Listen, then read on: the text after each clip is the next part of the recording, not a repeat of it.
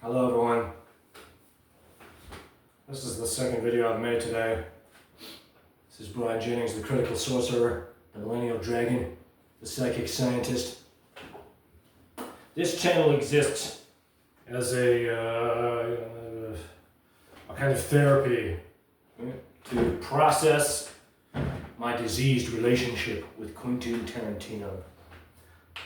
I'm a writer as well as an actor, and I wrote him a series of letters about playing the lead in the movie Critic, which led to him canceling the film last April, which also set into motion a series of dominoes that have cascaded out into the present moment that we find ourselves in.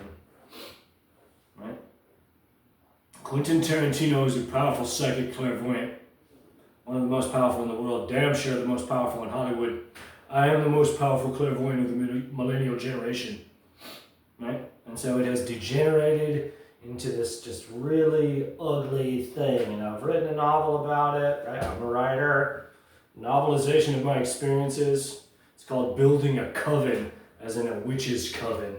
Right? It's not my idea, but it's a perfect title. If he continues to play these games in the way that he does, right, where he sits with his arms crossed and says, no, I'm famous, I can be as evil as I want. Even if he pays me, right, I have to have my legion of clairvoyance just like he has his. And we all just have this sick stalemate, right? Where he pays people to watch me and I pay people to watch him, right? And anytime any one of us does anything evil, we put it back on the other person, right?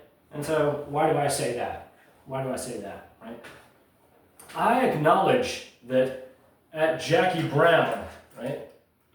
De Niro Con, $500 ticket, right? I was in the front row. That I blew it, right? Per his standards, right? If I wanted to be in Quentin Tarantino's world, right, I had to submit my mind to him, right? And I didn't want to do that, right? In that moment, I wanted him to take my letter, right? I wanted him to look me in the eye. Like, that's all he had to do, was just look me in the eye. Right? I wanted him to say, got any questions, because he wanted me to question him about cinema speculation, which is behind this book right now.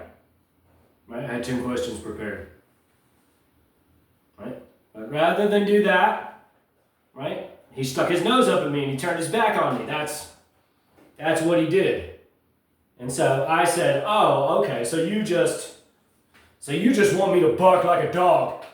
You think that I'm a show pony. And so I turned my back and I left, right? He put nothing tangible into our relationship. And so he got nothing tangible out of it, right? And so what I'm saying is that after that, right, he entered into a covenant, right, with several other people, his wife, at least one other woman, perhaps a guy, maybe not a guy, right? But perhaps it's all him, I do acknowledge that, right? On the highest levels of intellectual criticism, right? To overwhelm my mind, to compel me to madness and suicide, so that he could have my scene for free, right? And there's no other way to interpret it, right? That the novel, right, we're reading through the novel, all of these things didn't occur for him to have to worry about me for the next 20 years. No. This wasn't retribution to say, you hurt me, now I hurt you. This was, you hurt me, now I destroy you, I kill you, right? There's no other way to interpret that. That he expected me to blow my brains out months ago, right?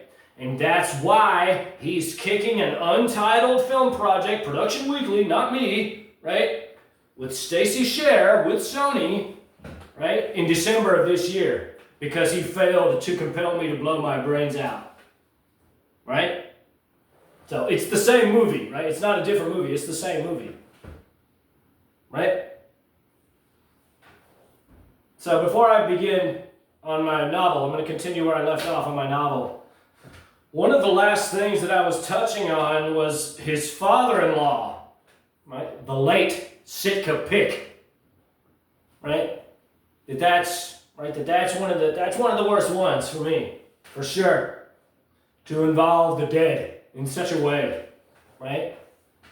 That he led me to believe, right, that his father-in-law, and as far as his personality is concerned, perhaps he is really a lot like the way that he portrayed him.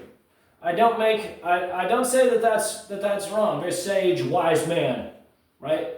Old world Kabbalistic rabbi type, right? That's how I put it in my book, right? But what I'm saying is that he's been dead for several years, right? And so in that way, right, he debased his immortal soul, right? That he transmuted his immortal soul as an elemental for sorcery, right? That's what you want to do with your father's memory, Daniela. That's quite depraved, right? And of course, nothing matters to the nihilist, right? That if there is no answer to how life came to be, and mind is purely accidental and haphazard, then it doesn't matter what you do. And on the coldest levels of intellectual rigor, it doesn't. The removal of hell is the removal of heaven, right? So the atheists are right on some level, right? Lights out. That's it. That's what Richard Dawkins says. And he's right. Right? But what he fails to elucidate in his bullshit anecdotes, right, is that all that is divine is all that is unchanging. Right? Therefore, right, there's two ways of perceiving the void. Right? That the void of space is either emptiness, nothingness, right? That's the reductionist, materialistic, scientific view, right? Or, right, it's the perpetual pregnancy of God's omniscience. Right? And so that's what I see when I meditate and look into mind's eye. What Quentin sees, I can't say. But we're reading through the novel, right? We're talking about the writing, right? We're talking about the nature of reality, right? This condition is hitting a fever pitch with both of us, right? That there's this palpable evil hovering over me because, right, he doesn't want me to live, right? He didn't do any of this, right, for us to hover over each other in this way for the last 20 years of his life, right? That now he's reckoning with my strength in a palpable way, and all he can do is be evil, right?